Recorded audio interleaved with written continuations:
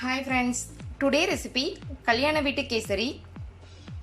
வீடியோக்குள்ள போறதுக்கு முன்னாடி எங்க சேனலை subscribe பண்ணுங்க, support பண்ணுங்க, மறக்காம bell ஐகானை click பண்ணுங்க. Thank you.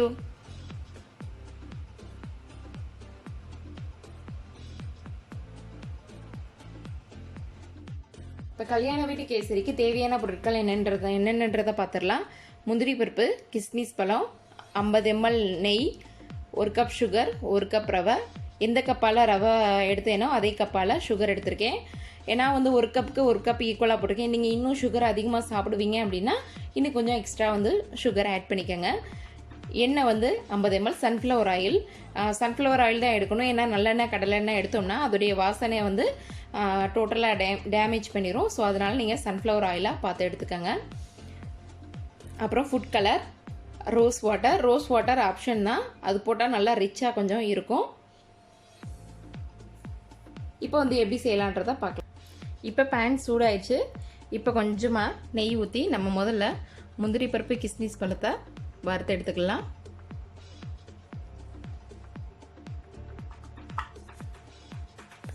முதல்ல முந்திரி பருப்பை சேர்த்துக்கலாம். இப்போ கிஸ்மிஸ் பழம் சேர்த்துக்கலாம்.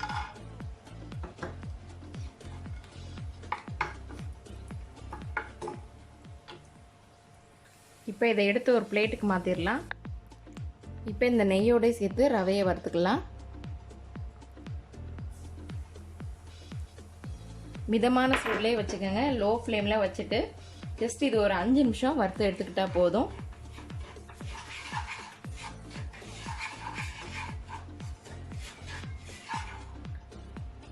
இப்போ ரவையை நல்லா வறுத்து எடுத்துக்கிட்டாச்சு.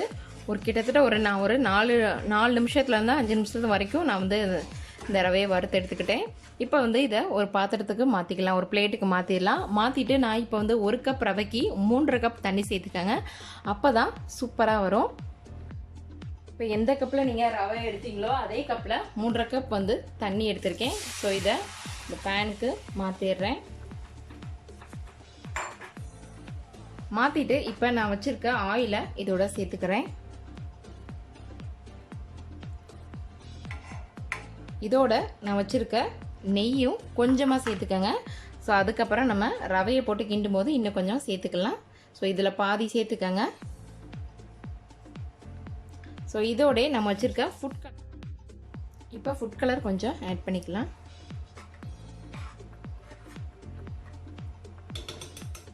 ஃபுட் கலர் நீங்கள் போடலை அப்படின்னா ஸ்கிப் பண்ணிக்கோங்க. இப்போ தண்ணி நல்லா கொதிக்குது. இப்போ நம்ம வச்சுருக்க ரவையை கொஞ்சம் கொஞ்சமாக இதோட சேர்த்துடலாம்.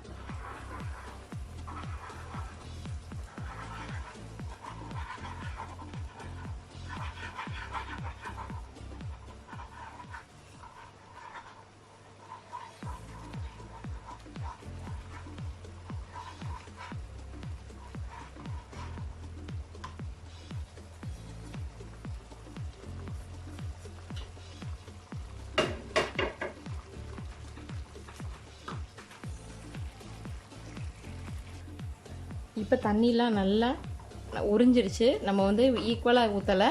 ஸோ 1 கப்புக்கு 3.5 கப்பு ஊற்றிருக்கோம். ஸோ அப்படியும் தண்ணி ஃபுல்லாக இதாகிடுச்சு.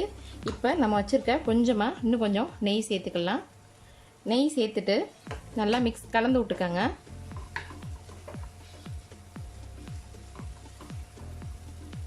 இப்போ நம்ம வச்சுருக்க சுகரை இதோட சேர்த்துடலாம்.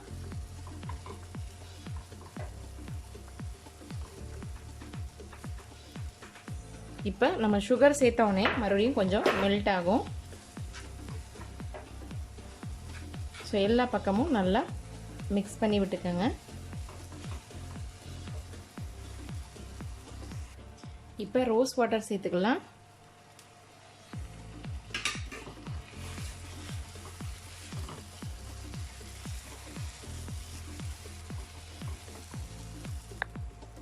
இப்போ நம்ம வச்சுருக்க நெய்யை சேர்த்துக்கலாம்.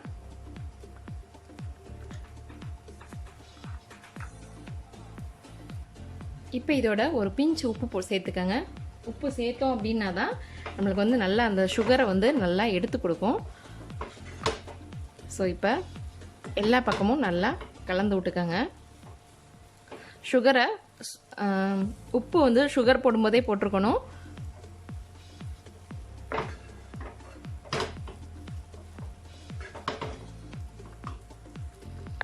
இப்போ ஃபைனலாக வச்சுருக்க நெய்யையும் சேர்த்து விட்டுறலாம் இதோட.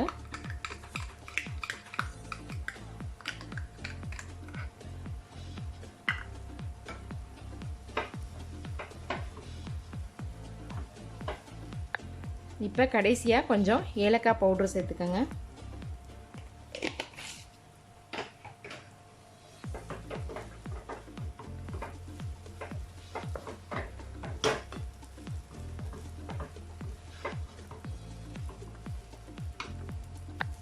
இப்போ ஃபைனலாக நம்ம ஃப்ரை பண்ணி வச்சுருக்க முந்திரி பருப்பு, கிஸ்மிஸ் பழம் இதை மிக்ஸ் பண்ணி விட்டுக்கலாம்.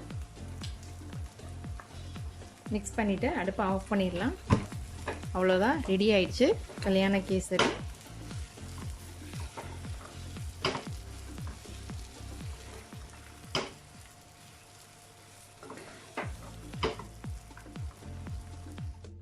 ஓகே ஃப்ரெண்ட்ஸ், கல்யாண வீட்டு கேசரி ரெடி ஆயிடுச்சு.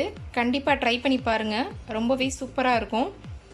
இந்த வீடியோ உங்களுக்கு பிடிச்சிருந்துச்சுன்னா லைக் பண்ணுங்கள், ஷேர் பண்ணுங்கள், கமெண்ட் பண்ணுங்கள், மறக்காமல் சப்ஸ்கிரைப் பண்ணுங்கள். தேங்க்யூ.